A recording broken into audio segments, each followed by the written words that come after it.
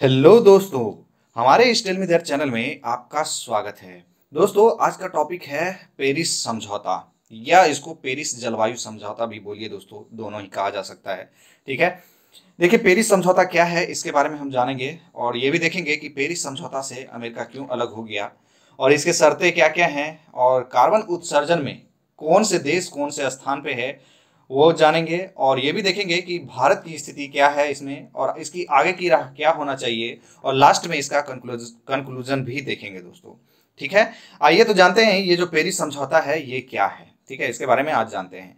ये जो पेरिस समझौता है दोस्तों, ये एक महत्वपूर्ण पर्यावरणीय समझौता है जिसे जलवायु परिवर्तन और उसके नकारात्मक प्रभावों से निपटने के लिए, यानी कि उससे जो होने वाला नुकसान है उससे निपटने के लिए वर्ष 2015 में जो है दुनिया के लगभग प्रत्येक देश द्वारा इस समझौते को अपनाया गया था। यानी कि जो भी कंट्री था, बहुत सारे कंट्री जो है सो मिलकर के इस समझौते पे अपना साइन करा है कि ये जो जलवायु परिवर्तन हो रहा है उसको रोका जा सके और जो भी देश कार्बन उत्सर्जन कर रहे हैं दोस्तों, ठीक है, उसको जो है सो कम करा जा सके। जैसे कि अगर हम इंडिया की बात करें तो इंडिया 2030 तक बोला है 33 से 35% कार्बन उत्सर्जन कम करेगा और ये जो कार्बन उत्सर्जन कम करने का जो लक्ष्य है 2050 तक जो है कम करने का लक्ष्य है। अभी हम बताएंगे जो इसका क्या उद्देश्य है इस पेरिस समझौते का। ठीक है। उससे पहले आप ये जान लीजिए, ये जो पेरिस समझौता है या इसको आप जो बोलिए पेरिस जलवायु समझौता जो है ये बहुत पुराना है दोस्तों। ठीक है। इससे पहले भी क्योटो प्रोटोकॉल हो चुका है। ठीक है। क्योटो प्रोटोकॉल, इसका फर्स्ट पार्ट और सेकंड पार्ट हो चुका है। फर्स्ट पार्ट की यदि हम बात करें तो फर्स्ट पार्ट जो है 2008 से लेकर के, ठीक है, सॉरी दोस्तों, 2008 से लेकर के 12 तक इसका टाइमिंग था। और क्योटो प्रोटोकॉल जो इसका सेकंड पार्ट की यदि बात करें तो उसका 2013 से लेकर के 2020 तक है। ठीक है। 2020 में ये समाप्त हो जाएगा और जब जैसे मान लीजिए ये 2020 में समाप्त होगा तो इसके बाद तो कोई एक नया संगठन होना चाहिए ना, एक नया समझौता होना चाहिए ना, जो कि एक क्लाइमेट जो चेंजेस हो रहा है उस पर फोकस करे, उसके चर्चों पे उस जो भी परिवर्तन हो रहे हैं उस पर ध्यान दिया जा सके, उसका समाधान क्या है, ठीक है, उस पर फोकस किया जा सके। तो ठीक है, ये 2020 में जैसे ही खत्म होगा तो इसके स्थान पे ले लेगा पेरिस जलवायु समझौता। ठीक है। इसकी शुरुआत तो वैसे पहले हो चुकी थी, अभी मैं बताऊंगा आगे। ठीक है, डिटेल में बने रहिए वीडियो में दोस्तों। और ये जो पेरिस समझौता है दोस्तों 2020 से स्टार्ट हो जाएगा। ठीक है। और इसमें अमेरिका जो है इससे अलग हो चुका है। अमेरिका क्यों अलग हुआ है वो आपको बताऊं तो देखिए, 2017 में अमेरिका पेरिस जलवायु समझौता से अलग हो गया है और ये बोला कि उसके हित में नहीं है। कार्बन उत्सर्जन की यदि हम बात करें ना तो पूरे विश्व में अमेरिका पहले स्थान पे है कार्बन उत्सर्जन करने में। ठीक है। दूसरा यदि हम बात करें तो दूसरा चीन है और तीसरा जो यदि हम बात करें तो वो है यूरोपीय यूनियन।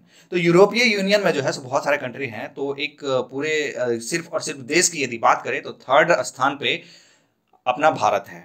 ठीक है। पहले स्थान पे अमेरिका हो गया, दूसरा चीन हो गया और तीसरा जो है वो हो गया भारत। तो देखिए, अमेरिका इससे इसलिए अलग हो गया कि अमेरिका में जितने भी मतलब बहुत सारे ऐसे इंडस्ट्री है, बहुत सारे ऐसे उद्योग हैं जो काफी ज्यादा कार्बन उत्सर्जन करता है। आप देख सकते हैं पूरे विश्व में अमेरिका सबसे ज्यादा कार्बन उत्सर्जन करता है। ठीक है। और वहां पे जो भी इंडस्ट्री है, मतलब आप ये समझ सकते हैं कि पेरिस समझौते पे हस्ताक्षर करने का मतलब है कि उस कंट्री को जो भी कार्बन उत्सर्जन है उसको कम करना पड़ेगा और कार्बन उत्सर्जन को कम करने के लिए जो पहले की तुलना में जो भी इंडस्ट्री है उसमें नए नए टेक्नोलॉजी लगाना पड़ेगा दोस्तों, जिसमें काफी इन्वेस्टमेंट करना पड़ेगा, काफी पैसे लगेंगे और जब काफी ज्यादा अगर पैसे नुकसान होता है तो उससे आप ये कह सकते हैं कि कहीं ना कहीं अर्थव्यवस्था उसका डगमगा जाएगा। ठीक है। तो इसी कारण जो है सो अमेरिका ये बोला है कि उसके हित में ये समझौता नहीं है और इसलिए जो है 2017 में अमेरिका इस समझौते से अलग हो चुका है।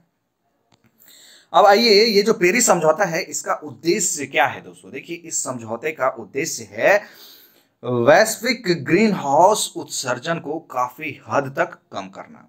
अब ये ग्रीन हाउस गैसेस क्या है दोस्तों, तो देखिए ये जो ग्लोबल वार्मिंग है यानी कि वैश्विक तापमान को बढ़ाने में रिस्पॉन्सिबल होता है ये ग्रीन हाउस गैसेस। ये पृथ्वी को गर्म करने के लिए रिस्पॉन्सिबल होता है। और कौन कौन सी गैसेस इसके अंतर्गत आता है, सबसे ज्यादा तो रिस्पॉन्सिबल CO2 होता है, नाइट्रस ऑक्साइड भी होता है, मीथेन भी होता है। ठीक है। ये सब मिलकर के जो है ग्लोबल वार्मिंग को बढ़ाता है। ठीक है। तो इसका उद्देश्य की यदि बात करें तो यही है कि वैश्विक स्तर पे ग्रीन हाउस गैस उत्सर्जन को काफी हद तक कम करना, ताकि इस सदी में वैश्विक तापमान वृद्धि को पूर्व औद्योगिक यानी कि प्री इंडस्ट्रियल लेवल से 2 डिग्री सेल्सियस तक कम रखा जा सके। दोस्तों देखिए, यदि साइंटिस्ट की यदि बात करें, वैज्ञानिक की बात करें, तो उनका कहना है कि यदि पृथ्वी का तापमान यदि 3 डिग्री सेल्सियस यदि चला जाता है, तो जो समुद्री तटीय इलाका है या जो समुद्र के बीच में बसा हुआ इलाका है, वो क्या होगा, पूरी तरीके से समुद्र में डूब जाएगा या आधा आधा डूब जाएगा। इसका क्या कारण है? तो देखिए, जैसे ही पृथ्वी का तापमान 3 डिग्री सेल्सियस यदि बढ़ता है तो ग्लेशियर जो है सो पिघलने लगेगा। ठीक है, और ग्लेशियर जैसे ही पिघलने लगेगा दोस्तों, तो आप ये सोचिए कि ग्लेशियर छोटा मोटा चीज तो है नहीं, बहुत बड़े इलाका में ग्लेशियर है, और मान लीजिए जैसे ही वो बर्फ पिघलता है तो वो सारा का सारा पानी कहाँ जाएगा? तो समुद्र में ही जाएगा। तो समुद्र का लेवल जो है सो काफी बढ़ जाएगा और उसके आसपास का जो भी इलाका है वो उसमें पूरी तरीके से डूब जाएगा। इसके बाद यदि इसका उद्देश्य की यदि बात करें, तो आगे चल करके जो तापमान वृद्धि जो है उसमें 1.5 डिग्री सेल्सियस रखने का लक्ष्य निर्धारित किया है। अब देखिए, ध्यातव्य है कि इन लक्ष्यों को प्राप्त करने के लिए प्रत्येक देश ग्रीन हाउस गैस उत्सर्जन को कम करना होगा, और जिसके संबंध में कई देश द्वारा सराहनीय प्रयास भी किए गए हैं। ठीक है दोस्तों, देखिए जैसा कि मैंने आपको बताया, ये जो पेरिस जलवायु समझौता है ये बहुत पुराना है। इससे पहले जो क्योटो प्रोटोकॉल हो चुका है, और इसका फर्स्ट पार्ट 2008 से 12 बताया मैंने, इसका 2008 से 12 टाइमिंग था। उसके बाद 2000 इसका सेकंड पार्ट की यदि बात करें तो 2013 से 20 तक है। 2020 में खत्म हो जाएगा, तो जैसे ही उसके बाद पेरिस जलवायु समझौता जो है स्टार्ट हो जाएगा। ठीक है, तो आइए हम देखते हैं कि दोनों में डिफरेंस क्या है, पेरिस समझौता, ठीक है, और क्योटो प्रोटोकॉल, ये दोनों में क्या डिफरेंस है उसके बारे में अभी जानते हैं दोस्तों। ठीक है, देखिए पेरिस समझौता और क्योटो प्रोटोकॉल जो है दोनों ही जलवायु परिवर्तन से निपटने के लिए तैयार किए गए हैं, परंतु फिर भी इन दोनों के मध्य जो है कुछ अंतर है, कुछ डिफरेंस है। देखिए, जहां एक और क्योटो प्रोटोकॉल में विकसित देशों के लिए कानूनी रूप से बाध्यकारी उत्सर्जन कटौती लक्ष्य निर्धारित किए गए हैं, वहीं पेरिस समझौता में विकसित, विकासशील और अल्प विकसित के लिए ऐसे बाध्यकारी लक्ष्य नहीं है, बल्कि इसमें सभी देशों द्वारा स्वेच्छा से इस ओर ध्यान देने की बात कही गई है। अब आइए आपको बताते हैं कि ये विकसित देश और विकासशील देश और अल्प विकसित देश, इसका क्या मतलब है। देखिए, विकसित देश का मतलब ये है कि जो ऑलरेडी पहले से विकसित है, जैसे कि अमेरिका की बात करें तो वो ऑलरेडी पहले से विकसित है दोस्तों। और विकासशील के यदि हम बात करें ना, तो विकासशील में ऐसे देश आते हैं जो अभी विकसित करने के कगार पे हैं, यानी कि उस लेवल तक पहुंच चुके हैं जिसका जीडीपी जो है सो काफी ग्रोथ करने वाला है अभी फिलहाल में। जैसे इंडिया की बात करें, ठीक है, चाइना के बाद इंडिया का स्थान आ रहा है, तो विकासशील बोलते हैं। और अल्प विकसित में क्या होगा? अल्प विकसित में ऐसे होता है जिसका जीडीपी ना ज्यादा है ना कम है, एक मतलब सीमित लेवल तक है, समझ रहे हैं ना, उसको अल्प विकसित के लिए बोलते हैं, अल्प विकसित बोलते हैं। ठीक है, उसके बाद इसके यदि बात करें तो देखिए, पेरिस समझौते के अंतर्गत सभी देश स्वयं अपने उत्सर्जन लक्ष्य निर्धारित कर सकते हैं और इसमें किसी भी प्रकार का दंडात्मक कार्यवाही का भी प्रावधान नहीं किया गया है। ठीक है, अब इसके आगे की राह की यदि हम बात करें तो आगे की राह क्या होना चाहिए, ये आप थोड़ा सा देख लीजिए। देखिए, इस संबंध में कार्बन टैक्स की अवधारणा का प्रयोग कर वैश्विक स्तर पर कार्बन के उत्सर्जन पर टैक्स लगाया जा सकता है।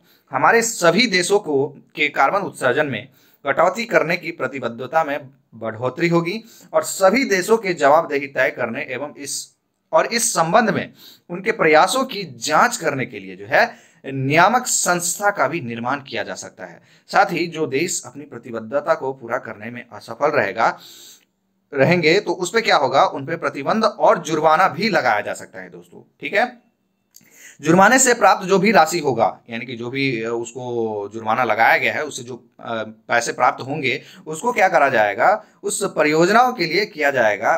किसके लिए? तो हरित परियोजनाओं के लिए लगाया जाएगा उस पैसे को। और वर्तमान में दुनिया भर की सरकारें जीवाश्म ईंधन पर सब्सिडी के लिए बहुत सारा पैसा खर्च कर रही है, जिसके कारण ईंधन के प्रयोग को बढ़ावा मिल रहा है दोस्तों।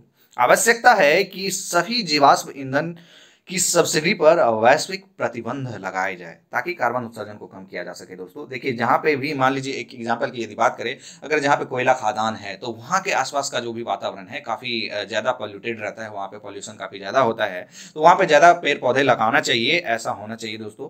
ठीक है, ताकि पॉल्यूशन को कंट्रोल किया जा सके, कार्बन उत्सर्जन को कम किया जा सके। ठीक है, इसके निष्कर्ष की यदि बात करें तो देखिए, जलवायु परिवर्तन जो है वर्तमान समय की सबसे बड़ी चुनौती है और इसे गंभीरता से लिया जाना चाहिए। और इस संबंध में पेरिस समझौता काफी महत्वपूर्ण और लाभदायक उपकरण है। हालांकि इसमें अभी कुछ कमियां हैं जिन्हें सभी पक्षों के साथ मिल करके दूर किया जा सकता है एवं इस समझौते को और अधिक उपयोगी बनाया जा सकता है दोस्तों।